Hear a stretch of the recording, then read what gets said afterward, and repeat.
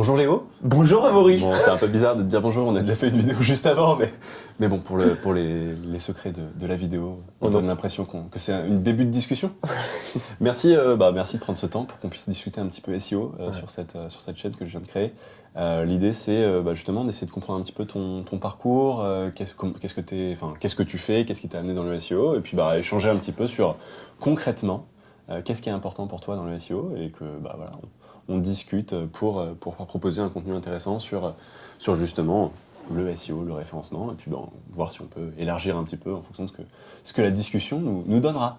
Bah écoute, avec grand plaisir Amaury pour parler de tout ça, et puis le SEO c'est avant tout une passion. Donc, c'est ça, je sais que tu as des t-shirts SEO. Ouais, là, tu vois, j'ai mon t-shirt SEO Camp de 2018. T'en avais incroyable, j'ai une passion pour celui où t'as Google avec des petits casques là. Ouais, des petits casques militaires, et derrière il y a marqué genre Google Veteran Network ou un truc comme ça. Ça c'est incroyable. C'est un truc que j'ai retrouvé dans une friperie à Chiang Mai pour le coup. Ah ouais? Ouais. Okay, incroyable. Horrible que quelqu'un ait jeté ce t-shirt quoi. Vraiment, c'est atroce. Moi j'ai pu le récupérer. Horrible, mais pour ton plus grand plaisir. Pour plus grand bonheur. Ouais. Trop bien. Est-ce que tu peux commencer par te présenter un petit peu pour ceux qui te connaissent pas encore? Ouais, je m'appelle Léo Poitvin, j'ai 28 ans maintenant. Je fais du SEO depuis 7-8 ans, grosso modo. J'ai passé beaucoup de temps dans les niches d'affiliation compétitive, comme on les appelle. Je suis expatrié depuis 7 ans, maintenant 5 ans, un truc comme ça. Grosso modo, j'ai toujours travaillé à l'étranger. En Thaïlande directement ou... Non, j'ai commencé à Malte d'abord. J'ai fait 2 ans et demi, 3 ans à Malte. Et ensuite, là, ça fait 2 ans et demi que je suis en Thaïlande. Donc voilà, pas mal de voyages, j'ai toujours aimé voyager, j'ai toujours bien parlé anglais, donc ça m'a permis de faire du SEO en anglais aussi notamment, pour ça que je me suis expatrié aussi. Et donc voilà, et là depuis 1 an maintenant je suis indépendant. Donc le but initialement dû à un changement d'entreprise qui s'est pas super bien passé, mais bon écoute, ça s'est bien continué, je suis heureux de ma vie d'indépendant honnêtement. Je suis plus libre, je gagne plus d'argent, donc j'en profite et j'adore la prestation de service. Donc j'aimerais bien commencer à mettre ça à une échelle un poil plus grande. Voilà, ça serait l'objectif pour l'année prochaine, grosso modo. Mes expertises en SEO, en fait, j'ai une grande passion pour le lien à la base. C'était le domaine qui m'attrayait le plus, on va dire. M'attrayait, on peut dire ça, m'attirait le plus, ce qui me faisait le plus kiffer. Putain, c'était là où je m'éclatais. Tu vois. L'autre partie du coup, le contenu, c'est une partie que j'aimais moins, mais que j'ai appris à aimer il y a 1 an et demi, 2 ans, grosso modo, parce que je me cassais les dents dessus. Donc voilà, quand on se casse le dent, on revoit sa copie jusqu'au moment où on y arrive, quoi. Et c'est ce que j'ai fait pendant quelques mois, années, et j'ai fini par aimer ça aussi. Voilà. Quand tu dis niche compétitive, est-ce que du coup, ça fait nécessairement de toi un black hat, ou est-ce qu'on peut être white dans ces niches-là? C'est une bonne question que tu poses là. Je pense qu'on peut être white. Ouais, on peut être white. Parce que je connais des gens qui sont relativement white dans ces niches-là.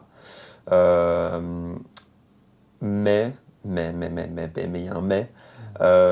Si tu veux pouvoir surpasser les gros noms sans avoir leur budget, tu es obligé de passer par des méthodes qui sont un peu plus créatives, on va dire. Ouais, donc grosso modo, il y a des white hats. Les white hats, c'est ceux qui ont le plus de pognon. Si tu as du pognon, tu peux te permettre d'être white hat.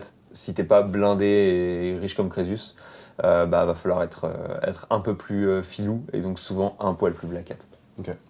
Et est-ce que tu dirais que sur ta transition vers l'intérêt pour le contenu, on peut parler d'amour, mais en tout cas disons intérêt. Ouais. Est-ce que ça t'a whité, enfin ça t'a orienté vers le white hat? Je sais pas si on peut dire. En fait, le truc c'est que mettre les chapeaux, c'est toujours un peu compliqué. Ça dépend toujours de plein de choses. Genre, il y a un facteur, c'est souvent on dit en fait, si t'écoutes les anglophones, les internationaux, on fait la différence white hat, black hat. C'est black hat, c'est ceux qui achètent du lien, tu vois. T'achètes du lien, tu passes du côté black hat. En France, je pense que t'as 10% des SEO qui achètent pas de lien, grosso modo, et 90% qui en achètent. Et donc, en France, on dit même plus black hat quand les gens ils achètent du lien. Et au final, quand on est sur des thématiques compétitives, c'est souvent, en fait, on est souvent en mode, voilà, la nuance est vachement plus loin aussi. Ouais, voilà, c'est ça, quoi. Et c'est toujours un peu difficile de dire c'est quoi black hat, parce que tu vois, maintenant, alors qu'il est... En fait, à l'époque où Romain Pirotte, il a commencé à faire du spam et à vendre Black Hat Money, etc., tu vois, c'était il y a genre 4 ans. Là, on parlait de Black Hat parce qu'il faisait du spam à grande échelle. Alors qu'il est, on peut très difficilement indexer du spam à grande échelle. Donc, qu'est-ce que c'est que le Black Hat alors qu'il est? Est-ce que c'est juste... Genre, est-ce que le Parasite, ça devient du Black Hat, tu vois? Potentiellement, on peut dire Parasite, c'est du Black Hat, mais c'est juste de l'achat de liens un peu amélioré, quoi. Pour moi, ça devient super difficile de dire Black Hat, alors que je trouve que Black Hat, c'est plus vraiment une tendance en SEO en France. Et il y a encore des trucs qui se font, mais en France, pas tant en fait. En France, on est assez white, je trouve, au final, quand tu regardes et que tu compares avec les Turcs, par exemple. Les Turcs, dans les domaines compétitifs, ils sont plus créatifs que nous, plus dynamiques, plus rapides, parce que la durée de vie d'un site est plus courte, etc., quoi. Donc, c'est là où c'est un peu difficile de dire Black Hat, White Hat, mais... Ouais, c'est plutôt avoir une débrouillardise cohérente par rapport à la niche sur laquelle tu interviens. C'est ça. C'est quoi, en fait, à quelle fréquence est-ce qu'on te demande d'être créatif, sur quoi est-ce qu'on te demande d'insister, tu vois, quel budget t'as entre les mains, c'est quoi la durée de vie de ton site. C'est un peu tous ces paramètres-là qui rentrent en compte. Je vais essayer de te donner 2 exemples complètement opposés dans la niche des jeux d'argent, qui va nous permettre d'avoir un peu de trucs. D'un côté, t'as des sites genre casino.org ou Casino Guru, qui sont des titans du domaine, qui ont investi des millions d'euros en branding, qui ont des designs de ouf, AskGamblers aussi, tu vois, qui ont un historique de la data, des méthodes qui sont pas orientées SEO. Donc en fait, très souvent, ces sites-là, on les reconnaît parce que ils font des choses pas uniquement pour le SEO. Tu vois, ils font des choses genre, ils vont essayer justement d'avoir du gain d'information. Ils vont faire de la recherche, ils vont vraiment review un site pour de vrai, et pas uniquement dire « Ah, je donne mon avis et puis je vais gratter mes coms », tu vois. Avec une liste qui est ordonnée par rapport aux commissions. C'est ça. Ou en fait, 1 égale 100 CPA, 2 égale 90 CPA, 3 et de l'autre côté, tu vas avoir des sites, genre par exemple, je prends la Turquie parce que c'est un bon exemple, ou le marché thaï parce que c'est un marché qui est complètement irrégulier et où les gens sont pas censés faire du gambling là-dessus. Et en fait, c'est que des trucs un peu crado, un peu violents, etc. En Turquie, par exemple, ça change. La SERP, elle change tous les jours. Donc les gars, ils ont des systèmes automatisés tous les jours pour aller faire du spam. Du coup, là, c'est encore du spam à l'ancienne. Sur d'autres marchés, tu as des trucs où tu prends des domaines, tu prends des expirés, tu les remontes violemment, etc. Tu changes complètement la thématique, tu réutilises du contenu volé. Voilà, tout ça, c'est des trucs qui sont beaucoup plus black hat. C'est des trucs que j'ai pas fait, en fait, au final. Très, très peu fait. Non, pas fait du tout, même durant ma période. J'ai fait des choses qui s'en rapprochent un petit peu, mais j'ai pas industrialisé le vol de contenu, j'ai pas industrialisé le spam d'expi, j'ai pas industrialisé des choses comme ça. Choses qui sont plus faites c'est plus les trucs Black Hat 2.0 pour le coup. Et en fait, au final, très peu de gens le font, quoi. Ok. Donc, on met pas de casquette, mais s'il y en avait une, ce serait plutôt white, quoi. Ouais, gris, allez, on met gris parce que je pense qu'il faut jamais laisser une corde de côté à son arc, tu vois. Ouais. On a plein de possibilités, on va tout exploiter. Marche, ouais, voilà, exactement, quoi. Et en fait, le Black Hat, c'est super short terme en général, c'est un peu le problème. Et du coup, quand tu veux construire un truc long terme, etc., c'est plus compliqué. Donc, c'est toujours un peu, tu fais ce qui marche. Je crois que tu fais ce qui marche, c'est vraiment la définition. Souvent, les Black Hat internationaux, je pense à Charles Fott qui dit je suis pas le Black Hat, je suis Money Hat, tu vois. Je fais le truc qui a le meilleur ROI. Et je trouve que c'est une bonne définition de ce qu'on essaie de faire. La différence entre ce qu'on a vu dans la conférence, est-ce que tu es un SEO ou est-ce que tu es un CEO? Ouais. Est-ce que tu es là pour l'amour du process, ouais. Donc le SEO, ou est-ce que tu es là pour la finalité business? Pour faire de l'argent, quoi. Et effectivement, je pense que ce deuxième point-là, enfin, il n'y a pas de bon ou de mauvais point, mais in fine, si tu veux faire du business, il faut plutôt avoir cette deuxième vision-là, quoi. Ouais, exactement. Et c'est là où, en fait, des trucs genre le choix de la niche, par exemple, c'est super important, parce que ça va définir la taille du marché dans lequel tu vas t'adresser, etc. Ouais. Et c'est le genre de choses où, en fait, si tu es ici pour gagner de l'argent, ça te donne une échelle, et chaque choix peut faire diviser par 2 sur l'argent que tu vas gagner, ou fois 100, tu vois. Ouais, complètement. Et pour le coup, t'es probablement un des mecs que je connais qui est le plus passionné du SEO en tant que tel. Comment t'en es arrivé là? En fait, t'as découvert ça comment? C'est quoi ta première expérience SEO? En gros, à la base, je faisais de l'informatique. Okay. Donc j'ai fait 2 ans d'informatique. Et pendant ces 2 ans d'informatique, je suis grosso modo dans le top 10% ou top 20% de ma promo sur les matières qui sont le droit, la communication, l'économie, mais clairement pas sur l'informatique, tu vois. et sur la partie informatique et développement, je fais partie des pas des moins bons, mais tu sais, je suis genre bottom 30%, tu vois, un truc comme ça. Et je m'en sors parce que je m'entends bien avec tout le monde, ça marche bien, etc. Tout le monde me file un coup de main et je charbonne un peu quand même. Et tu vois, j'aime bien ça à la base si je suis là-bas quand même. Ouais. Donc je m'en sors. Je valide de milieu de promo, un truc tranquille. Mais je sais que ma force, elle est pas dans l'informatique. Et de tous les langages que j'ai étudiés et travaillés, mes préférés, c'est les langages web. Donc en fait, je suis un peu en mode, ok, je suis bon en com, en market. Mes langages préférés, c'est les langages web. Vas-y, je vais en marketing web, tu vois, grosso modo. chose que je fais en alternance du coup, et je pars en marketing numérique, etc. Et donc là, je commence à découvrir plein de matières du marketing numérique, je vois la différence de niveau technique et marketing qu'il y a entre moi et le reste de la promo. Ils arrivent tous d'un milieu marketing et moi j'arrive de l'informatique. Techniquement, je suis à 1000 lieues devant eux, et d'un point de vue marketing, par contre, ils sont bien loin devant moi, mais il y a plein de fois où je me dis, je sais pas, les trucs qu'on a, ça m'a pas l'air scientifique, tu vois, ça m'a pas l'air très compliqué, les trucs qu'ils sont en train de nous expliquer. Donc j'étais un peu en mode, bon, bah, je pense que je peux y arriver, tu vois, que ça va le faire. Et en fait, on a un cours de SEO pendant ce truc-là. Et le cours de SEO, c'est genre, il nous explique les concepts du SEO pendant genre une journée et demie. Et ensuite, il lance un concours SEO au sein de la promo en nous disant, bon, bah voilà, vous devez ranker sur un mot-clé. Vous mettez en groupe de 5. Vous avez un PrestaShop et un WooCommerce, un PrestaShop et un WordPress intégrés l'un dans l'autre, tu vois, grosso modo, pour faire une partie blog d'un côté et une partie e-commerce. Il nous file une liste de mots-clés, 80 mots-clés, un truc comme ça, et il nous dit, je fais le relevé de position dans 6 mois. Et en fonction des rankings que vous avez, je vous donne une note, puis passage à l'oral, et en fonction de la justification que vous me donnez sur les rankings que vous avez, je pondère la note, tu vois. Okay. Et bref, du coup, je commence à gratter un peu le sujet, et là, je découvre. Et là, en fait, j'arrive dans un milieu où t'as de la technique et du marketing ensemble. Et tu sais, tu peux combler des latences, des lacunes en marketing avec de la technique très facilement en SEO, quoi.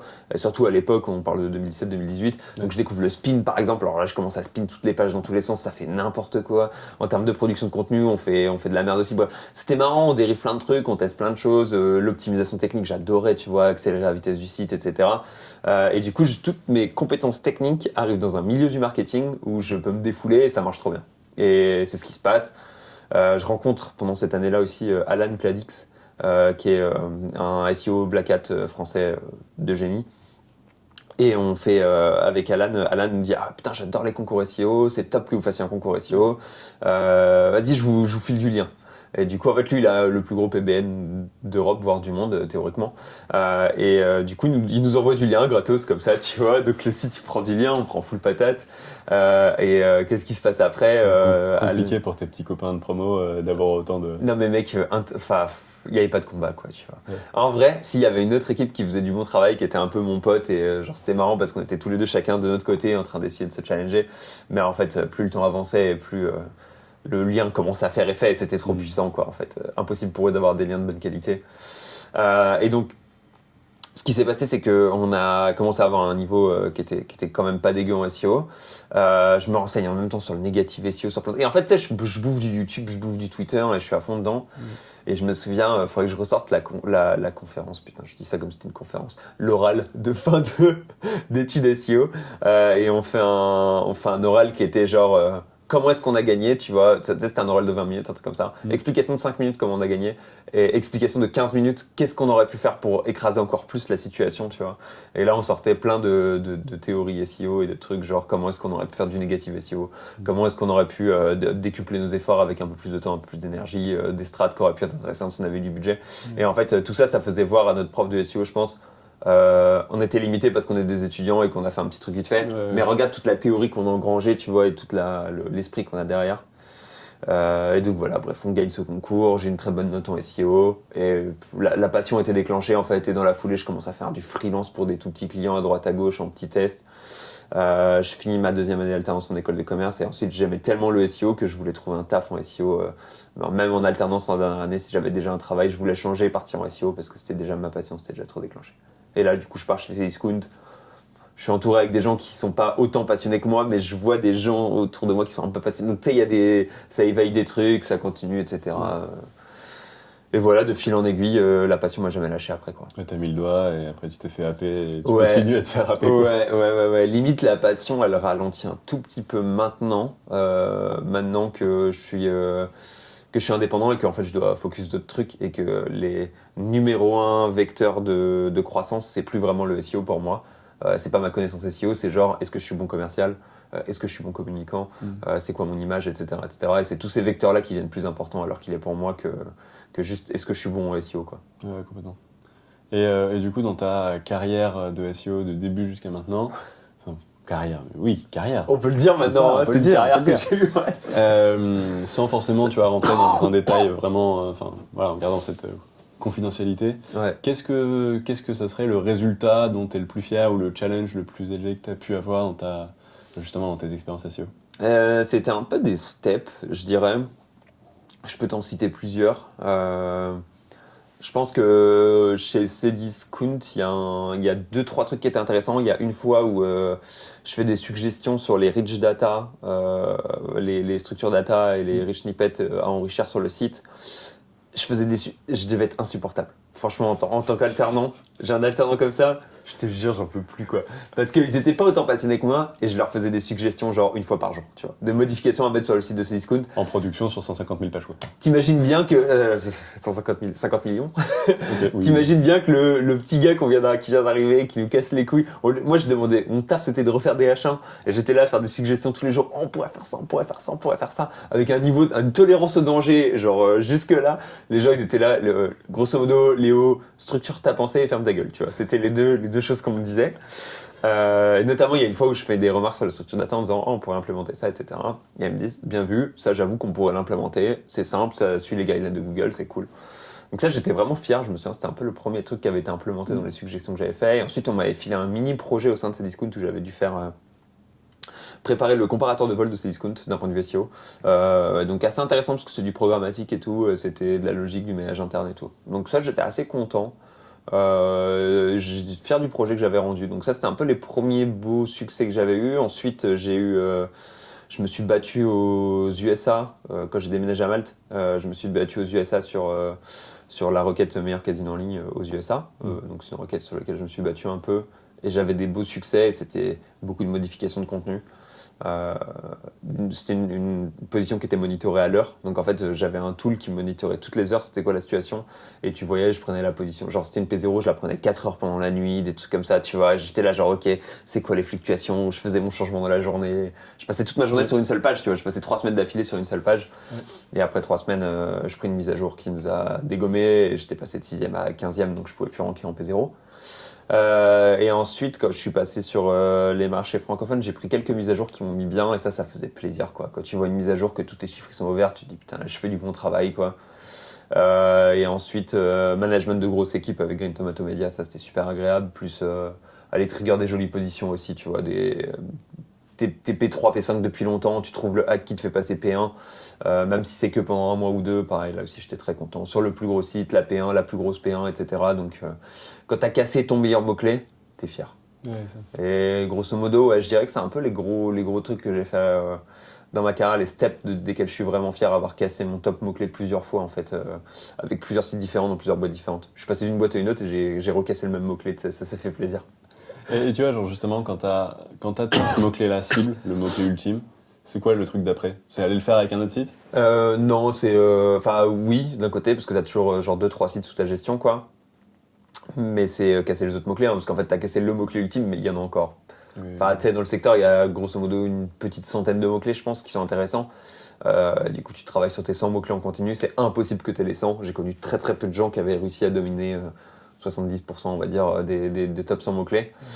Et la personne à qui je pense qu'il l'a dominé pendant une période, c'était Régalade, à mon avis. C'était Régalade. C'était beau succès. Mais sinon, du coup, globalement, tu te concentres sur les autres mots-clés. T'as plein d'autres mots-clés à aller travailler. Et de toute façon, ton mot-clé, il saute après 15 jours, après 3 semaines. Donc, voilà, quoi. Ouais, c'est effectivement pas les mêmes secteurs sur ces ultra concurrentiels et avec une flexibilité vers le black hat plus aboutie, hein, le high gaming, que sur des secteurs un peu plus conventionnels où effectivement je pense que tu peux rester sur de la durée, sur des mots-clés, sur des secteurs où tu as des sous à faire aussi, mais effectivement moins concurrentiel, moins énervé que ça m'a pas mal choqué quand je suis passé du secteur jeu d'argent à la finance par exemple, parce que j'ai travaillé sur le secteur financier aussi, qui est beaucoup plus stable dans le temps. Là où secteur jeu d'argent, en fait, tu as besoin d'avoir une fréquence de rafraîchissement qui va être 15 jours, par exemple, tu vois. C'est très rare que quelqu'un tienne une position 1 an sur ce secteur-là, alors qu'en finance, tu regardes, les gens, ils sont là depuis super longtemps. Il y a des modifications qui se font, mais elles sont légères. C'est genre le deuxième, il passe 3e, tu vois, dans l'année, un truc comme ça. Alors que potentiellement, c'est le premier, il sort de la SERP, quoi, tu vois. C'est des trucs qui arrivent, quoi. Ouais, pareil, tu vois, dans le site finance que j'avais fait, j'avais effectivement des positions qui duraient... avant que, par manque de rafraîchissement, elle commence à chuter, mais ça avait été assez stable pendant un moment. Ouais. Donc c'est effectivement plus agréable. Ouais. Enfin, en tout cas, c'est pas le même métier. Que de te dire tous les jours, genre, est-ce que ma position, est-ce Bah, que ça. aujourd'hui je suis payé ou pas? Est-ce que quand je me lève demain matin, j'ai encore un site, quoi. Mais ce qui est marrant, c'est que, tu sais, c'est le secteur des jeux d'argent, mais c'est vraiment le secteur des jeux d'argent. Genre, t'as vraiment cette sensation de gamble quand t'es dessus parce que un jour tu gagnes beaucoup d'argent, le lendemain t'es plus là. Tu vois, et tu gagnes zéro. Et le lendemain tu regagnes beaucoup d'argent et t'investis beaucoup, etc. Et donc t'as vraiment ce côté. Je pense que les gens qui font du SEO là-dedans, ils ont vraiment ce côté gambler autant que le secteur qui couvre. Ouais, ça, leur jeu, il est pas en salle close, il est sur la serre. Sur Google, ouais, c'est ça. Ouais. Bon, si on rentre dans le vif du sujet SEO, typiquement une question que j'aime bien poser, c'est quelle est la première chose, voire les premières choses que tu regardes si tu devais faire un site neuf ou si tu dois retravailler un site existant en SEO justement. Bah, pour moi, c'est déjà genre deux trucs genre super différents dans le sens C'est où deux questions différentes, Ouais. on va les voir les unes après les autres, hein, bien sûr. si tu dois commencer un site neuf, la question c'est un peu, c'est vraiment, enfin des deux côtés, hein, mais vraiment sur un site neuf, c'est encore plus important, c'est l'autorité de la personne avec qui tu travailles. Donc si j'ai un nouveau client par exemple qui arrive, c'est est-ce que c'est un client qui a de l'autorité, quoi, tu vois, qui a du roulement en termes de business, qui a des partenaires business, etc. Et en fait, la grande question que je me pose quand je dis ça, c'est est-ce que je vais pouvoir bombarder en pub? Est-ce que je vais pouvoir bombarder en lien? Est-ce qu'on va avoir du branding derrière? Est-ce que, tu vois, est-ce qu'on part sur un projet qui va mettre 1 an à décoller parce qu'en fait on va prendre du temps et qu'on a un petit budget et que c'est à la cool? Ou est-ce qu'on est sur un truc qu'on va pouvoir doper en accéléré et sur lequel on va avoir plus de fun et on va pouvoir taper des grosses serpes après 6 mois? Si c'est un peu pour moi c'est la première chose qui définit beaucoup de choses derrière. Si souvent on est quand même plutôt sur des petits projets, hein, on va pas se mentir. C'est rare qu'on arrive sur un lancement d'un gros site et tout. Bah, c'est ça, un mec ultra connu ou une entreprise ultra connue, elle a probablement déjà un site. Ouais, Donc on n'est pas dans cette thématique. c'est ça, ouais. Enfin, tu vas rarement faire ton site neuf alors que déjà titanesque. Ouais. Souvent sur sur un petit site, un nouveau site, enfin de toute façon le SEO c'est du contenu et des liens, donc on va faire du contenu et des liens, quoi. Je fais en sorte que le CMS il soit à peu près viable et derrière ça fait du contenu et des liens. Et après c'est une question de temps, hein, de beaucoup de temps passé et d'énergie à mettre dedans, quoi, assez simplement. Plus tu vas mettre de temps et d'énergie et plus tu auras de résultats. Le SEO sur le secteur non compétitif c'est quand même assez straightforward, quoi, tu vois. Tu fais du contenu, des liens, t'en fais de plus en plus et à la fin bon bah voilà, ça marche. Sur un site qui est déjà en place, là, en général, je vais avoir une approche plus ok, c'est quoi tes forces et tes faiblesses, histoire de voir déjà. En fait, très souvent, il y a un truc dans le SEO où un site, il a une autorité thématique. Et du coup, la question qu'on va très vite se poser, c'est quoi ton secteur, c'est quoi ton autorité, sur quoi est-ce que tu es efficace, tu vois, déjà. Et en fait, c'est là-dessus où faut qu'on trouve ce truc-là et qu'on l'assoie et qu'on le pose fort, quoi, tu vois. Si tu es un spécialiste des ETF en finance aux US, en général tu le sais pas encore trop, en fait. Je vais regarder ton site, tu vas dire ouais, j'ai traité pas mal de sujets mais je rank un peu mieux sur ce sujet là, tu vois. Ok, bon, bah, le sujet sur lequel tu ranks, on va l'exploser, on va le dominer parce que c'est là-dessus où tu es déjà en place et va falloir développer, quoi. Donc je vais faire deux choses, je vais vérifier qu'il n'y a pas de merde sur le site déjà, que techniquement c'est viable et que d'un point de vue contenu on n'a pas mis beaucoup de contenu de basse qualité sur le site. Je vais te donner un exemple, j'ai récupéré un e-commerce il n'y a pas longtemps, un client, et en fait il avait fait toutes ses descriptions un peu à la volée, c'était pas terrible. La marge de progression était énorme, très facile à faire, donc voilà, première chose que j'ai fait et que je fais encore d'ailleurs alors qu'il est plus que beaucoup de fiches produits, je repasse toutes les fiches produits et j'améliore le contenu pour éviter d'avoir beaucoup de contenu de basse qualité sur le site. Et ensuite, je regarde les secteurs sur lesquels il rank très bien, par exemple. Bon, bah, il a une bonne domination sur les poids de musculation, les haltères, les choses comme ça. Ok, bah, on va double down là-dessus, on va aller concentrer là-dessus. Comment est-ce qu'on fait pour aller améliorer? Est-ce qu'on peut enrichir le catalogue là-dessus, etc., etc., tu vois. Donc, en général, le focus, ça va être de trouver la zone de génie du site et de se dire, ok, bah, on va aller double down là-dessus, on va aller exploiter ça. Et on va éviter qu'il y ait des petits problèmes ou des trucs qui soient pas terribles pour que si le site est amené à s'étendre, que tous les process et que tout soit déjà en place pour que on soit bien, quoi. Ok. Ouais, intéressant cette stratégie de trouver ce qui marche et éviter les blocages qui pourraient empêcher Google de pouvoir profiter de ce qui marche. Ouais, exactement. Et typiquement tes pages en no-index, les trucs classiques. La pire cause, le premier facteur de ranking, je sais plus qui se disait ça, c'était en soirée ou à l'événement, il disait le premier facteur de ranking, c'est que tes pages ne soient pas en no-index. Ouais. Et tu pourrais dire ouais, mais en fait, quand tu regardes un site, là, typiquement, j'ai regardé un site d'un client et il pensait avoir fait un bon contenu. Le contenu, il était ultra fin, enfin ça faisait genre 1200 mots. Ouais. Les concurrents, ils sont à 7000 et ils avaient genre un H2, un H1, deux H2. Ouais. Et tu te dis, ouais, mais est-ce que ça c'est un bon contenu? Voilà, peut-être qu'il va falloir retravailler un petit peu ta structuration, Va voir falloir un peu plus plus en étoffé, profondeur. tu vois, genre aller un peu plus loin. Et en fait, effectivement, derrière, tu peux avoir une vraie marge de manœuvre Ouais. où tu peux faire des trucs incroyables parce que justement, c'est souvent des sites de business qui font des choses chouettes Ouais. et qui n'ont pas encore vraiment accentué sur le SEO. Et c'est là où justement, tu peux avoir ce mix de. C'est pas un site neuf en tant que tel, mais c'est un peu comme si où tu as vraiment des quick wins à aller chercher, même sur des pages ultra concurrentielles. Donc complètement. Je pense que ça, c'est un truc que j'aimerais bien faire un de ces quatre, c'est récupérer la liste de tous les sites en no-index en fait, et simplement les outreach pour le dire écoute, je peux te faire avoir des résultats explosifs en SEO, prépare-toi. Ça va être extrêmement simple. De 0 à 100 en 2 secondes. Ouais. Ça va décoller très vite, attention. Ouais, je pense que ça c'est un truc super basique à faire et si tu veux trouver des clients potentiels ou voilà, aider les gens même simplement à indexer leur site, trouve les sites en no-index et index-les quoi. C'est le top du top quoi. Complètement. Et ça peut arriver à plein d'endroits. Enfin, ton no-index, il est pas sur c'est bref, allez creuser si ça vous intéresse. J'ai un client il y a pas longtemps qui m'a dit j'aimerais bien que tu recommences à travailler là-dessus, j'ai l'impression qu'on a perdu du business, etc. J'ouvre la courbe, elle est comme as, tu sais. Je regarde le site, no-index, ok. Ah, il y a eu un redesign à telle date, c'est ça? Ouais, ok, ça se voit. Ouais, ça. Mais vous avez oublié de lever le no-index en passant en prod, voilà, c'est classique. typique. Un dernier client, là, j'avais. Ils étaient ultra bien positionnés, ils avaient pas mal de trafic. Et là, ils me disent, ouais, maintenant, on a fait une refonte, on a enlevé tout le forum. Et tu te dis, ouais, mais du coup, vous aviez quoi? Du beau contenu, et là, maintenant, vous avez quoi? Une landing page? Ah oui, d'accord. Ouais, on s'étonne, on se demande pourquoi on rentre plus, quoi. Ouais, bizarre, ouais. C'était à quelle date? Ouais, sur la courbe? Ah ouais, ok. Toi, tu leur dis, c'était à telle date? Ouais, c'est ça. Ok, d'accord. Quand tu peux donner la date du moment où ils ont mis en prod, c'est que tu sais qu'il y a de la merde derrière, quoi. Soit t'es un génie, soit effectivement la courbe, elle parle pour pas elle, quoi. Putain, c'est clair. Si t'avais le droit de faire qu'une seule chose en SEO, donc là on a parlé de plusieurs trucs, Ouais. t'as le droit de toucher plus qu'à un truc. Ouais. C'est quoi? Putain, c'est difficile à dire. Il y a deux choses en gros. Si j'écoute mon cœur comme ça, je te dirais je fais du lien. Parce que j'aime trop faire du lien. Si je t'écoute ton porte-monnaie, enfin le porte-monnaie de tes clients. Si j'écoute le porte-monnaie de mes clients, genre j'ai qu'un seul truc sur lequel appuyer, ça dépend des sites. Hein. Parce que je réfléchis, je vois ma petite agence de voyage, là je lui ferai du lien en boucle sur la homepage jusqu'à ce qu'elle rank top mot-clé sur son mot-clé principal.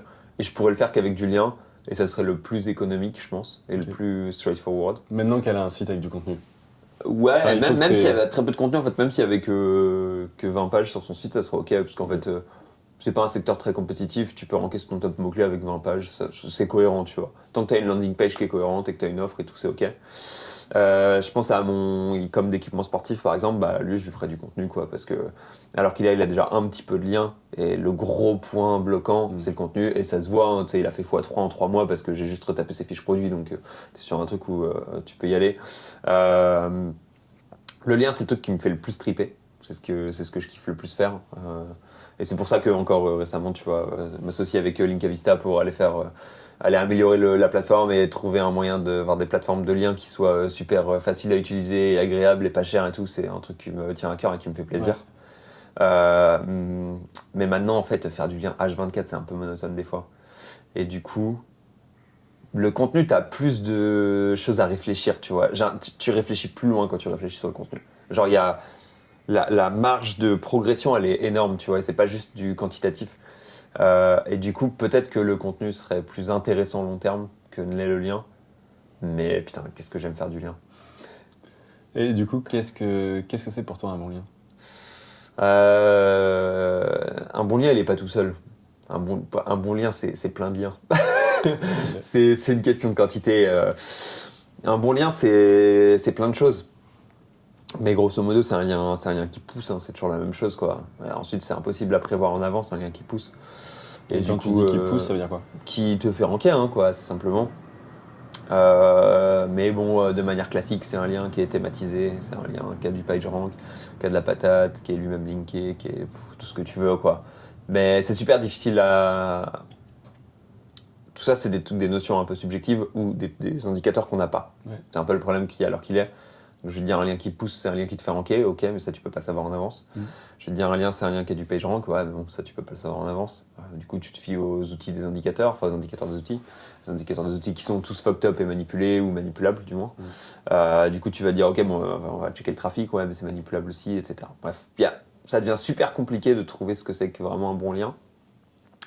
Donc, je te dirais, moi en ce moment, ce que j'aime bien, un lien Google News, si possible, parce que Google News c'est un peu du validé manuel, donc potentiellement il y a du positif, et lien sur page à trafic. C'est un de mes plus gros kiffs en ce moment, lien sur page à trafic, grand classique. Mais après, en fait, un bon lien, c'est un lien qui vaut moins cher que ce que tu vas payer pour, tu vois. Qui a plus de valeur que le prix qu'il a. C'est ça, price for value est positif, quoi. Donc en gros, tous les liens sont des bons liens. Pour moi, il n'y a pas de mauvais liens, ou au pire du pire, ils sont neutres. Mais du coup, ce qui se passe, c'est qu'il faut juste que le lien soit au bon prix, quoi. Ouais. C'est comme, je sais pas, du riz, quoi. Tu vois, le riz, c'est pas comme s'il y avait vraiment du bon riz et du mauvais riz. Ouais, t'as du riz à pesticides, t'as du riz. Ouais, mais tu vois, grosso modo, le riz, ça reste du riz. Maintenant, l'important, c'est combien tu vas en acheter et à quel prix tu l'achètes. Ouais, ça, c'est vraiment une métaphore de taille. C'est clair. Donc ok, on a vu ce que c'était qu'un bon lien, enfin en tout cas un bon lien par rapport à toi, ce que tu aimes bien acheter. Ouais. Mais du coup, tu disais c'est du contenu et des liens. Ouais. C'est quoi un bon contenu? C'est quoi un bon contenu C'est quoi un bon contenu? C'est une bonne question. Non, c'est ce que je disais. C'est une question que je pose tout le temps en entretien d'embauche, très souvent. Parce que en gros, c'est super subjectif de qu'est-ce que c'est qu'un bon contenu. Les gens en général ils me disent c'est un contenu lisible et tout. Je suis là, ouais, ça veut dire quoi lisible du coup et en fait chaque niveau tu commences à les les 5 why. Ouais. C'est le fond du truc. Tu finis par avoir un gars qui te dit je sais pas ce que c'est qu'un bon contenu en fait, tu vois. Ce qui est normal. Tu m'as fait douter. Je ne fais plus de SEO. Faut se poser la question beaucoup en fait pour réussir à. Moi ça m'a pris beaucoup de temps avant de me dire ok c'est quoi un bon contenu. Les quelques clés que j'ai en général, c'est un contenu qui est lisible en effet. Pour ça, c'est pas si compliqué que ça. Tu as un indice de lisibilité de Fleischer, je crois que c'est Reading. Ouais, t'as plusieurs algorithmes pour Ouais. ça. Et en gros, Est-ce que ça vaut quelque chose ça? ouais. Ok. Franchement, c'est pas non plus la dinguerie, mais ouais. Tu peux, ça casse les phrases, ça te fait des phrases qui sont courtes avec des mots qui sont pas trop compliqués. Viable, tu vois. Ok. C'est un indice qui est objectif, on va le prendre parce qu'il n'y a pas beaucoup de choses objectives dans le contenu, donc on va en profiter. Il y a ça, il y a ce que j'appelle le taux de gras, tu vois. J'aime bien dire qu'un contenu c'est de la protéine et du gras. La protéine c'est l'information et les choses qui intéressent ton utilisateur. Le gras c'est genre toutes les choses qui servent à rien dans ton contenu et qui sont pas ici pour apporter une information. Le but ça va être d'avoir le contenu qui est avec le plus de protéines et le moins de gras possible. Ouais, le donc, plus maigre possible. Le plus dense en information, le plus goûtu, le contenu que tu lis et tu te dis putain mais là chaque mot, wow, dinguerie sur dinguerie, tu vois. Un exemple que j'aime bien prendre pour ça c'est Investopedia. Pour moi c'est un des meilleurs contenus que tu puisses lire au monde. Et en fait quand tu lis chaque phrase tu te dis wow, le gars là il sait ce qu'il a mis comme mot, tu vois. Chaque mot est réfléchi, chaque mot est pesé, etc. Des trucs qu'on avait discuté aussi, c'était enlever les verbes modaux par exemple, pouvoir, vouloir. En fait, ça rend le texte super. Il faut que ça apporte du sens, il faut que ça apporte de l'information, et pas juste que ça soit des mots vides de sens. Quoi. Ouais, c'est ça. Et à des fois où tu fais du théorique un peu, tu vois, faut pas faire du théorique, faut faire du pratique, faut être direct dans le tas, tu vois, faut rentrer dedans, quoi. Faut enlever toutes les phrases qui servent à rien. Donc un truc typiquement c'est genre ou que le gars il sait déjà cette phrase, tu vois. Ouais. Les deux exemples que je vais te donner, c'est imaginons qu'on arrive sur une page qui va nous parler de l'ETF Vanguard par exemple, et qui va dire première phrase de l'article, vous êtes ici pour lire le guide détaillé sur l'ETF Vanguard. Bah oui, le gars il le sait très bien, il a tapé ETF Vanguard dans Google, il vient de cliquer sur l'article, genre bien sûr qu'il est ici pour ça, tu vois. Nous allons en discuter dans l'article, et bah allez. Tu vois, et là, encore une phrase inutile, quoi. Et je pense sur un ton un peu plus fun, je pense à un article sur des bonus de casino, par exemple, où le gars disait vous allez découvrir dans cet article les meilleurs bonus de casino. Bon bah oui, ok, il est ici pour ça, il sans doute. Il y a un moment où il disait genre j'espère que vous êtes prêts, allez c'est parti. On dirait le forain qui est au micro en train de faire un truc au manège. Eh mec, on n'est pas dans une ambiance manège forain, tu vois, on est ici pour avoir du... Et donc, même si ça rend le contenu plus vivant, Putain, le gars qui lit ça, il se fait chier. Enfin, tu sais, moi je me dis. Il aurait swipé sur TikTok, quoi. Ouais, voilà, bah c'est exactement ça, quoi, tu vois. C'est tous les trucs qui te. Et c'est pour ça que c'est super intéressant, comme tu dis, d'avoir du contenu aussi dense que du contenu TikTok, parce qu'en fait, c'est genre, si l'attention span du gars, elle est, ton attention, il est réduit au minimum, est-ce que tu peux, genre, est-ce que le gars, il aurait swipé à ce moment-là? Est-ce que le gars, il aurait quitté ta vidéo YouTube à ce moment-là, etc. Ça, lire, c'est plus trop la dynamique de nos des personnes contemporaines avec qui on vit, tu vois. Et du coup, tu te dis, bah, pour que le mec lise, il faut que ça soit aussi croustillant qu'une vidéo TikTok avec l'attention de 6 secondes du gars. Ouais. Et donc, ce que j'avais trouvé chouette dans une des conférences qu'on a eues au Chiang Mai SEO, là, c'est recréer des hooks en boucle. C'était plutôt appliqué à YouTube, mais tu te dis, mais est-ce que ce serait pas la même chose dans ton contenu? Et donc, ça veut dire genre densité d'information avec ouverture, répondre à la question et réouvrir une question avant d'avoir fermé ta question actuelle. Et justement pour inciter la personne à lire jusqu'au bout, aller jusqu'à tes CTA et avoir quelque chose qui se positionne bien, qui est dans son contenu et qui aussi propose des call to action pour créer de la valeur pour l'entreprise, quoi. Ouais, 100% d'accord avec tout ça. Et enfin, le dernier truc, je pense, c'est utiliser tous les moyens qu'on a, en fait, entre guillemets, pour diffuser son message, tu vois, et l'information que tu veux diffuser. Les exemples que je prenais souvent, c'était tableau et liste, tu vois. Et en fait, si tu fais que des paragraphes, tu manques les tableaux et listes, t'as les images aussi. Et pas forcément des images qui sont juste là pour être belles, mais des images qui sont là pour diffuser l'information d'une nouvelle manière, des graphiques, tu vois, de la vidéo. Et ensuite prendre plusieurs points qui sont les points importants de ton article, sommaire évidemment pour skip facilement, etc. Et se dire c'est quoi la personne qui va lire cet article, c'est quoi la priorité pour chacune des informations. Je vais te donner un exemple.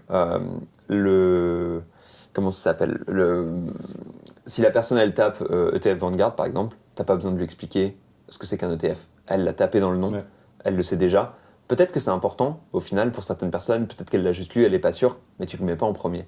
Même si ce que tu vas dire dans le premier paragraphe, c'est défini par le fait que la personne, elle sache déjà ce qu'est un ETF, part du principe qu'elle sait déjà. Au pire, si elle ne sait pas, tu définis un peu plus bas. Mais en gros, il faut se dire 90% des gens qui vont arriver sur cette page et savent déjà ce que c'est qu'un ETF. On ne va pas commencer par définir qu'est-ce qu'un ETF. Donc on va commencer par parler de l'ETF Vanguard. Et en général, ce que je fais, c'est que je pose une question. En fait, moi, ce que je considère comme intention de recherche, c'est genre, je vais théoriser une question sur le sujet. Et du coup, ce que je fais, c'est que je mets, la personne qui vient sur le ETF Vanguard, elle veut savoir potentiellement, tous les détails techniques. Et donc, je vais commencer par afficher tous les détails techniques. Puis, la deuxième question théorique qu'elle pourrait avoir, ça pourrait être ça. Je détaille ce qu'il y a dedans, etc., etc. Ouais, exactement. Donc, en gros, en général, j'essaie de enlever toutes les informations qui sont déjà connues par mon utilisateur. Enlever tous les mots qui servent à rien, enlever toutes les phrases qui servent à rien et prioriser l'information en fonction de ce qui est possible par l'utilisateur et essayer d'utiliser tous les formats possibles pour diffuser l'information. Ouais, et je le vois là dans la nouvelle fonctionnalité que j'ai rajoutée sur Serpentic sur l'intention justement. Il va, bien sûr, on reprend l'exemple de ETF Vanguard, il va justement regarder quelles sont les différentes intentions avec cette approche de ok, mais quand le mec tape ça, quelles informations, c'est pas forcément toujours une question, mais quelles informations il vient chercher, en fait, quelle est la réponse qu'il veut. Et en fait, tu peux avoir plusieurs réponses différentes, et tu vois que généralement l'intention principale, dans ce cas-là, ça va pas être qu'est-ce qu'un ETF. Elle peut y être, parce que potentiellement, tu as un copain qui t'a dit ouais, si tu veux investir ton argent, check ETF Vanguard, potentiellement, tu es un peu plus novice, tu vas avoir qu'est-ce que c'est, des informations, mais ça arrive un peu plus tard. C'est potentiellement ultra pertinent et donc ça vaut le coup pour avoir un contenu complet et dense d'aller y répondre. Mais tu vas avoir ces infos de ok, mais détails techniques, où est-ce que j'achète, pourquoi celui-là plutôt qu'un autre. Et après, ok, mais en fait, qu'est-ce que c'est? Et c'est toujours, si tu as un poisson rouge qui lit ta page, qu'est-ce qu'il cherche en premier et du coup, autant lui donner rapidement avant qu'il soit allé voir le concurrent. Et du coup, que se retourne en arrière sur la SERP, qu'il nous fasse un petit pogo sticking. Ouais, c'est ça, exactement. Et ça, c'est probablement la pire chose que tu peux avoir sur ta page, quoi. Ouais. Et puis, t'as pas mal de trucs sur le calcul de genre... Google, théoriquement, il lit que les 2000 premiers mots pour classify la qualité de contenu. Il y a plein de trucs comme ça, tu vois, où en fait, il faut être super impactant dès le début. C'est vraiment important. Et sur les intentions, il y a aussi le fait que les SERP, elles sont souvent, composites, tu vois, entre guillemets. Genre, souvent, tu as plusieurs intentions au sein de la même SERP parce que Google, il veut que les gens... si 80% des gens ils viennent chercher la première intention et que 20% ils viennent chercher la deuxième intention, en fait, ils vont te mettre 8 résultats avec une intention et 2 résultats avec une autre. Ça permet que chacun ait de quoi manger, tu vois. Qu'est-ce que tu penses de répondre aux 2 intentions sur une même page? Je pense qu'il y a des fois où c'est ok, mais je pense que... Alors moi, c'est trop marrant, parce que c'est comme ça que j'utilise en 2 pages. Je suis la seule personne, je pense, à l'utiliser comme ça. Mais je reformule mes mots-clés sous forme de questions. Ok. Potentiellement, un mot-clé, ça peut être plusieurs questions. Ouais. Donc, ETF Vanguard, ça peut être quels sont les détails techniques de l'ETF Vanguard, mais ça peut être qu'est-ce qu'un ETF, tu vois, ou qu'est-ce que l'ETF Vanguard, ou d'où vient-il, etc. Je fais plein de questions, du coup, et je les envoie toutes dans 2 pages, et je regarde si les questions, elles se cannibalisent entre elles ou pas. Ok. Et en fonction du taux de cannibalisation des questions, je sais si les intentions ont tendance à se cannibaliser ou pas. Ouais. Souvent, ce que je fais, c'est que sur le même mot-clé, je vais publier plusieurs pages, avec plusieurs questions, du coup, donc plusieurs intentions différentes, et je laisse Google choisir. Parce qu'en gros, il me laisse... Tu sais, il y a 10 positions dans la première page, il y en a 8 qui sont pour une intention, 2 pour une autre. Je me dis, si j'essaie d'y aller et de couvrir les deux, bah, tu vois, je suis un peu bâtard entre les deux. Si j'arrive et que je fais 2 très bonnes pages, bon, bah, ça roule. Théoriquement, si ma page sur les détails techniques, elle se place numéro 1, sur la question qui sont quels sont les détails techniques et qu'elle est vraiment numéro 1, et bah, elle ira ranker dans les 8 intentions, tu vois, les 8 positions qu'elle a. Et si elle est sur qu'est-ce que le TF Vanguard et qu'elle est numéro 1, bah, elle ira ranker aussi sur un des doublettes, tu vois. Donc en général, c'est la première page qui se place numéro 1 sur sa question. Elle va rentrer dans la page principale parce que c'est là où elle va générer du traf, etc. Ok, ouais, super intéressant. Ouais. Et phase d'idéation de questions avec GPT du coup. Et là, tu peux dériver une quantité de questions. C'est ce qui est pas mal en fait, c'est que tu dérives. Genre potentiellement, je vais générer genre 150 questions sur un sujet. Même un sujet où il y aurait que 20 mots-clés, tu vois. Ouais. Tu peux générer 150 questions, tu les passes tous dans 2 pages, tu checkes le taux de canib, et tous les sujets maîtres, bah, tu peux les utiliser et les traiter. Et ça te fait potentiellement 120 mots-clés, enfin 120 sujets sur un sujet où il n'y a que 20 mots-clés et qui sont toutes des questions intéressantes parce que données par GPT et qui se cannibalisent pas. Ouais, carrément. Et c'est d'ailleurs pour ça que j'ai intégré une 2 pages dans Serpentix. Parce que en fait, quand tu fais ton contenu, si t'as pas fait ce travail en amont, et puis même c'est toujours bien d'avoir de la surveillance, ça t'évite, enfin ça te notifie si tu finis par faire 2 guides qui sont trop proches, que attention, là ça vaut peut-être le coup de soit de savoir ce que tu fais et donc d'optimiser le même contenu dans ces 2 guides. Ou de dire attention au moins déjà, c'est déjà quelque chose. Prends ça en compte, réfléchis bien à ce que tu fais, si tu veux le faire, tu peux, mais attention. Si tu devais donner le ou les trucs les plus surcotés en SEO. Les plus surcotés, putain, je sais pas, c'est compliqué à dire le surcoté. On fera le sous-côté après. Mais... Ouais, j'imagine bien. Les trucs les plus surcotés... Enfin, un truc que les gens, ils pensent tous que c'est de la frappe. Sur quoi les gens, ils kiffent vraiment en ce moment ? En termes de... Que ce soit en lien, en technique, large, et puis après, sinon, on passe au sous-côté ainsi. Moi, je trouve que les... Sûrement, en netlinking, il y a beaucoup de gens qui surcotent les liens, un peu les liens médias et tout, quoi. C'est un peu... Les gens, ils ont toujours... Les gens, ils aiment bien les liens avec du traf, ce que je comprends, parce que c'est un peu une preuve que ça marche bien.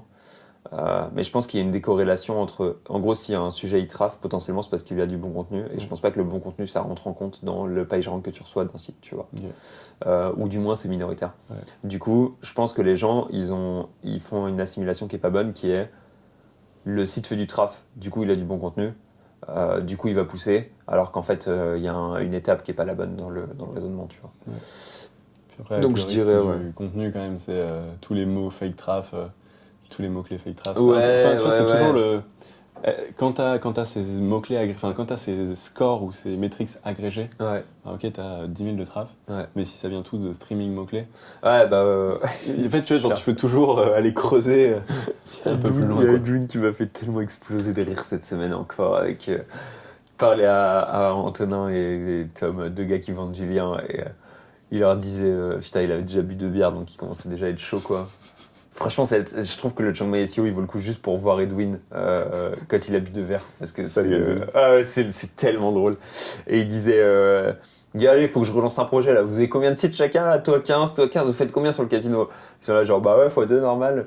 Et il disait, si je vous achète tout le catalogue, vous me faites x1.5, tu vois. Et les gars, ils étaient là genre, ouais, vas-y, ok, vas-y, relancez-moi mardi. Et puis on voit ça, je vous fais une commande, quoi. Et après il disait, Il dit, je les vois déjà, là, je vais ouvrir leur site. Papy Stream, 9 millions d'impressions. Je trouvais ça trop drôle, j'étais mort de rire. Je me disais, putain, mais c'est vrai en fait, il a raison, mais le fait qu'à chaque fois, il soit capable de citer un keyword qui me fait exploser de rire, c'est vraiment ça, son skill ultime, tu vois. Ouais, c'est vrai qu'il est incroyable. Il leur disait, il leur disait, oh les gars, il y a les Tuche 4 là, faut y aller sur le streaming des Tuche 4, ça va prendre. Hein. Et je crois qu'il y a Florentin qui disait, putain, ouais, c'est ça qu'il y a Gladiator 2, ça va faire du volume, ça c'est sûr et tout. C'était marrant, quoi. Ouais. Après, c'est à la fois une vraie réalité, d'autant plus sur les sites qui vendent dans ces milieux-là. Et après, d'être conscient de ça, bah, ça te permet de te dire, je sais que t'apportes une décote, tu vois. Tu regardes le trafic, tu te dis, ok, c'est pas vraiment ça le trafic, tu le décotes, tu t'arrives sur une estimation qui est pas forcément la bonne, mais qu'est-ce qu'elle est, et tu fais en fonction. Mais ouais, il y a toute une question de...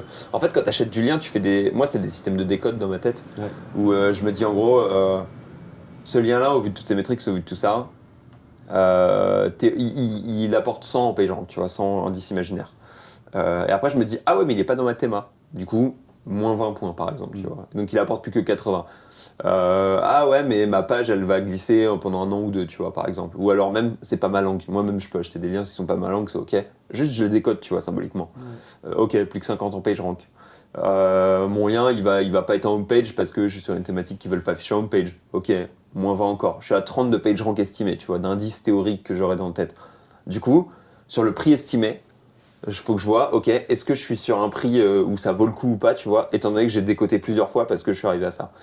Et souvent, les gens ils disent, faut avoir le lien parfait. Moi, je peux acheter un lien qui est hors théma et hors langue. À partir du moment où le prix est bon, c'est ok, tu vois. Genre, je vais décoter plusieurs fois, je vais me dire, bah ouais, en fait, il m'apporte 10 fois moins de puissance que ce que je pourrais penser qu'il pourrait m'apporter, mais parce qu'il est 20 fois moins cher que ce que je serais prêt à payer, ça vaut le coup. Il reste 2 fois, enfin, il a de la valeur de 2. Exactement. Comme c'est vraiment pour moi un truc que t'empiles, quoi, le PageRank, comme des sacs de riz, bon bah voilà. Ça va Nickra. Ouais, je vois l'idée. Et du coup, le pendant de qu'est-ce que tu dirais qui est sous-coté. Enfin là, si les gens qui nous regardent se disent, ok, genre le truc qui est sous-estimé, genre il faut que je le fasse. Qu'est-ce que tu mettrais? Je vais dire un truc qui va être abominable. Ça va me faire mal au cœur de le dire. Et à chaque fois que je le dis tout le temps à tous mes clients et ça me fait toujours mal au cœur. De la pub. Okay. Parce qu'en fait, alors qu'il est, c'est le... En fait, le futur du SEO, il est là-dedans, tu vois. Il est dans des marques qui sont recherchées. On voit tous les facteurs qui font que la HCU, elle a tout dégommé et tout. C'est branding. Donc, les gens qui connaissent ta marque, qui la cherchent et qui vont sur ton site parce qu'ils cherchent ta marque. Branding associé au keyword. Donc, tu sais, par exemple, Cdiscount PS4. Les gens, ils viennent chercher une PS4 sur Cdiscount parce qu'ils connaissent Cdiscount et qu'ils veulent Cdiscount. Et le branding et la pub, ça te force à étudier les comportements on-page. Donc ça te force à savoir, quand tu dépenses de l'argent, là d'un coup, j'en parlais avec Asynchrone l'autre fois, et tu vois, quand tu dépenses de l'argent, ça t'oblige à être un peu plus analytique et un peu plus à te demander comment est-ce que je fais pour augmenter mon taux de conversion, parce que chaque euro que je spend, faut que je le récupère, tu vois. Et du coup, ça va te forcer à augmenter ton taux de conversion, à réfléchir à tout ça. Et ça va diffuser ton image et ça va diffuser ton site à grande échelle. Ce qui est dommage, hein, parce qu'en SEO, tu spends quand même pas mal. Hein. Soit c'est ton temps, soit c'est ton argent. Mais en fait, comme on spend du temps beaucoup, les gens, ils n'ont pas le même concept de ROI sur le temps, quoi. Lien et contenu, ça peut vite coûter cher. Ouais, 100%. Et du coup, je dirais que le truc le plus sous-estimé alors qu'il est en SEO, c'est de la pub. Très bêtement, quoi, tu vois. Et en plus du SEO ou à la place? En plus. Okay. Tu combines les deux, pub et SEO. Et en plus, ça te fait du traf, en fait. Tu récupères du traf. Et le traf, c'est la deuxième chose la plus sous-estimée. Mais le truc, c'est qu'en fait, le traf, le seul moyen d'avoir du traf dans des quantités OK, à un prix OK, et qui soit du traf OK, bah en vrai, c'est la pub, quoi. C'est super difficile d'avoir du traf. Tu peux avoir du growth hacking, comme disent les Américains, mais au final, ça finit par être de la pub ciblée sur un angle un peu smart, et qui fait que tu peux casser un peu le cerveau des gens et avoir beaucoup d'interactions pour pas cher. Tu fais de la pub et du branding, grosso modo, sur ta marque et sur tes produits, etc. T'acquiers du trafic, les gens ils cherchent ta marque et tu fais du SEO derrière. Et là, ton SEO, il est puissant pour de vrai, tu vois. Ouais. Et plutôt que de voir le fameux envoyer du trafic, qui est un peu la méta du moment, tout le monde parle, en fait, tu fais de la pub qui a pour objectif de te faire gagner de l'argent et en effet secondaire, te fais du trafic, Ouais. ce qui du coup booste ton SEO, quoi. Ouais, c'est ça en fait. T'as le trafic via la pub, tu le payes beaucoup plus cher, mais tes utilisateurs ils sont bien, ils font des bonnes choses. Ah, ça, mais t'as bien choisi tes utilisateurs si C'est tu ça. fais ça bien, quoi. Et ça te force à travailler dessus et à te faire en sorte que ta pub elle vaille le coup, quoi, elle soit bien faite. Ouais, carrément. Et la pire erreur de nos confrères SEO? La pire erreur de nos confrères SEO, c'est de. Je pense que les gens ils cherchent. Ouais, il y a plusieurs choses. Il y a les gens ils cherchent beaucoup de raccourcis, alors qu'en fait, au final, il n'y a pas tant de raccourcis que ça. Faut juste mettre des heures dedans et mettre du travail. Et de l'autre côté, tu as des gens qui stratégisent un peu trop, tu vois, qui planifient trop, qui se seront en mode genre on va faire ça comme ça, nanana. Et en fait, au final, tu fais beaucoup de choses qui servent à rien. Ouais. Et juste commencer à mettre les mains dedans et te dire bon bah. On va commencer à publier, on va voir ce qui se passe, tu vois, et on va changer. En fait, la stratégie, c'est pas comme si c'était. Enfin, tu vois, il y a. Il faut rencontrer le réel, quoi. Ouais, en fait, la stratégie, pour moi, c'est un truc que tu fais en permanence 10% du temps. Ok. Tu vois, tu dois toujours avoir 10% de ton temps qui est allié à la strat, où tu réfléchis ta strat constamment tout le temps. Mais c'est que 10% de ton temps, 90% du temps, c'est de l'exec et il faut que tu mettes en place la strat que tu es en train d'avoir en tête plus ou moins, tu vois. Et en fait, ta strat, elle doit s'adapter aux signaux que le site y renvoie, etc. Donc, grosso modo, très souvent, ce qui se passe, c'est que les gens, ils veulent soit stratégiser un truc de ouf pour le déployer à grande échelle et que ça éclate tout. Mais en fait, tu vas avoir plein de problèmes dans le déploiement parce que tu es en train d'essayer de stratégiser à trop grande échelle. Soit les gens, tu vois, ça. Ouais, ils choisissent mal les trucs et ils osent pas rentrer dedans, etc., etc. Donc, grosso modo, souvent, il y a un peu un problème de proportion de temps passé vs importance de l'action. Et très souvent, ce qui se passe en SEO, le problème, c'est pas forcément tu fais pas du bon SEO, c'est simplement tu as passé trop de temps à faire des choses qui servent à rien, là où d'autres personnes ont passé moins de temps, ou alors ils avaient plus de ressources. Il y a aussi une grosse question de ressources en SEO qui est assez tricky, où les gens, je pense qu'il y a pas mal d'erreurs qui sont faites sur on estime mal la difficulté d'une tâche, on essaie de se lancer dedans, en fait on se rend compte qu'on n'a pas du tout le niveau ou les skills ou la quantité de ressources. Les ressources cohérentes par rapport à la difficulté, quoi. C'est ça, ouais. Ou alors ils n'ont pas la timeline du coup en tête. Parce qu'en fait c'est toujours une question de timeline, ressources, tu vois. Et c'est pour ça que le SEO ça prend pas forcément un an à avoir des résultats. Tu peux le faire en 3 mois, tu peux skyrocket un site, hein, ça peut aller très très vite, tu vois.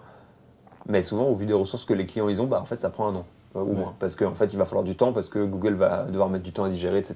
quoi. Donc ouais, c'est un peu tout ça les trucs où je trouve que les gens, c'est difficile d'estimer tout ça. Et une erreur qui est très souvent commise, c'est que les SEO, ils veulent faire du SEO par le SEO pour le SEO. Et ils ont moins la dynamique commerciale, par exemple. Ouais. Donc ils sont là, genre, ils veulent absolument faire un site de niche ou du rank and rent, comme on appelle aux US. C'est vrai. Se placer et louer, comme on pourrait le dire en français. En bon français. Le truc horrible. En bon français de Thaïlande. Et ils sont là, genre, ils veulent un truc passif et tout. Et en fait, des grosses clés dans ces dynamiques-là, c'est genre, faut aussi être bon commercial, faut aussi négocier ses deals, faut aussi faire tout ça. Et une grosse partie de l'argent. Ouais, ça vaut pour tous les autres exemples, mais là, l'exemple donné. C'est super, tu vois, ouais. Et en fait, ce que les gens oublient, c'est que tu peux vivre de deals passifs et de trucs si t'es juste un bon commercial, en fait. T'as bien négocié des deals, le client, il se sent bien. Potentiellement t'as fait je sais pas du drop servicing, genre t'as revendu le service à quelqu'un, tu prends une com au passage, bon bah voilà, t'as juste été bon commercial, t'as du passif. Les SEO ils veulent du passif seulement avec de la technique, et le passif seulement avec de la technique c'est très très compliqué. En fait faire de l'argent seulement avec de la technique c'est super compliqué. Et je connais très peu de gens qui y arrivent honnêtement faire des vraies belles sommes avec seulement de la technique, quoi. Complètement. Et ce qui nous amène à, ça fait un petit moment qu'on discute, où est-ce que tu vois le SEO dans le futur? Pronostic, tendance, orientation. Bah, je pense que justement, je vais rebondir sur ce que je disais il y a une seconde, qui était faire de l'argent avec de la technique, c'est super dur. Je pense que faire de l'argent avec de la technique, c'était pas si dur que ça il y a 30 ans. 30 ans, j'abuse un peu, 20 ans déjà, on va commencer. Et que ça devient de plus en plus dur parce que la technique, elle s'éreinte progressivement, tu vois. Et il y a plein de choses qui étaient très dures à faire avant, qui sont moins dures maintenant. Donc il y a... En fait, ça devient plus global, quoi, ça devient du marketing. Et je pense qu'il va falloir avoir une approche plus global marketing. Je pense que c'est aussi l'état dans ma carrière qui fait que j'arrive à cette approche-là. Parce que Je vais pas du tout dire que j'ai fait le tour du SEO et j'ai des très grosses lacunes dans plein de domaines, mais il y a des domaines du SEO que ça fait quand même 7-8 ans que je baigne dedans, que je les ai bien saignés, tu vois. Et du coup, je commence à voir le SEO sous un spectre plus global et plus genre, bon, bah en fait, il y a d'autres choses qu'il faut que je vois, il faut que je regarde plus ailleurs, etc. etc. Et les leviers de croissance que je vais trouver, que je vais découvrir et sur lesquels je vais vouloir m'aventurer, c'est des leviers de croissance qui sont rarement liés au SEO directement. Donc grosso modo, Google il est en train de forcer les SEO à pas faire que du SEO. Et du coup, je pense que le futur ça va être ça. Ça va être que le SEO ça va rester important et qu'il y aura encore de la matière à faire. Mais quand même, je conseille à tout le monde de s'intéresser à autre chose. Et je conseille notamment, si vous commencez tout juste le SEO maintenant, peut-être que c'est peut-être pas le meilleur secteur où se lancer maintenant, tu vois. C'est peut-être pas le secteur où il y a la plus grosse croissance, où il y a les plus grosses opportunités, etc. Peut-être que si vous êtes très très bon copywriter sur des formats vidéo courts, par exemple, bah vous avez sûrement beaucoup plus à gagner. Parce que tu peux travailler sur de la créa ads, tu peux travailler sur de l'organique. Le format vidéo, je trouve qu'il a plus de futur que le format écrit. Il est plus attrayant. Sur le format vidéo court, on a trois grands secteurs, enfin trois grosses plateformes qui se battent énormément pour gagner la dominance du format court. Donc tu vois, c'est quand même des trucs où tu te dis waouh, il y a des trucs de ouf qui sont en train de se passer. Si demain je voulais me relancer une carrière, je me dirais pas tiens, je vais aller sur un secteur qui est surdominé par Google, où il y a des gens qui ont déjà 15 ans ou 20 ans d'XP, et où, grosso modo, plus tu as d'argent et plus tu as d'autorité, plus ça a tendance à être facile, tu vois. Ouais. Je pense pas que c'est le meilleur secteur dans lequel se lancer si t'arrives tout juste. Et si je devais changer de carrière demain, je pense que j'irais sur un truc du genre, par exemple, le format court, et comment est-ce que tu fais des bonnes vidéos en format court, que ce soit en ads, en organique, etc., etc. Parce que je trouve qu'il y a un truc très intéressant. Ça peut être aussi simplement du bon copywriting et de la vidéo format longue, c'est tout qui marche aussi. Et il y a plein d'autres secteurs, enfin tu vois, autour de l'IA, il y a plein de trucs qui sont intéressants, autour des SaaS, il y a plein de trucs qui sont intéressants. Mais trouver des expertises précises et les développer proprement, et des expertises qui soient encore d'avenir. Je pense optimisation de conversion par exemple, je trouve que c'est un truc qui est délaissé et qui a un potentiel de gain qui est super fort. Je pense que demain tu peux être prestat d'optimisation de conversion et être payé simplement au rev share de ce que tu apportes. C'est un win-win automatique et super facile à signer, je pense. Bah, pour le coup, j'en fais pas mal et c'est plus compliqué que ça pour aller. Enfin, t'as une grosse boîte, jamais de la vie, elle va te La signer grosse boîte, ça, jamais, mais un petit commerce en fait. Ouais, complètement. Ouais. Je pense que t'as moyen, mais après, c'est toujours comment tu mesures ça pour que ça soit facile, pour qu'il n'y ait pas de problématique bah, justement de justesse derrière dans la monétisation. Enfin, c'est effectivement un des sujets où je m'étais positionné. Parce que tu te dis, bah ok, vendre cher, c'est plus compliqué à signer. Mais en même temps, c'est plus stable pour toi. Et en même temps, vendre à la valeur, c'est plus logique pour tout le monde. Mais en même temps, c'est vachement compliqué à signer, à contractualiser pour que ça soit bien encadré et que ce soit vraiment très clair des deux côtés sur qu'est-ce que tu touches. Donc, super intéressant mais compliqué à mettre en pratique, même dans l'exemple de la conversion, quoi. Ouais, ça m'étonne pas. À tort, mais... Ouais, malheureusement. Bah, merci beaucoup pour ça. Ça fait les mots de la fin. Ouais, Écoutez, j'espère que vous avez apprécié. Abonnez-vous à la chaîne, commentez, dites-nous ce que vous en avez pensé, likez, et puis bah, à très vite pour la prochaine vidéo. à très vite, Amaury. Salut.